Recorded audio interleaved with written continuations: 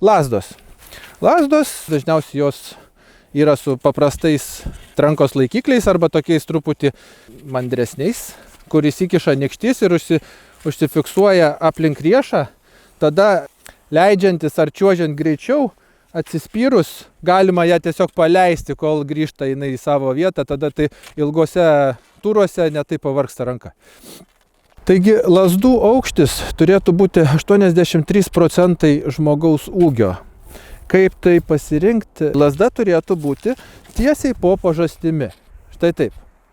Čia yra idealiausias variantas. Jų aukštis irgi svyruoja nuo žmogaus galimybių, kiek pažengęs yra slidininkas. Gali būti keliais centimetrais aukštesnė, bet paprastiems turams, pasivaikščiojimams po parkas, žiūrėkit, ne aukštesnės, kaip tilptų po pažastėm.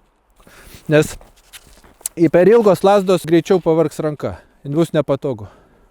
Klausimas, ką daryti žmogui, jeigu jis negali aukštai kelti rankos, nes ilgos lazdos turbūt įpareigoja pakelti ranką aukštai, tarkim, yra sąnario, peties sąnario skausmai.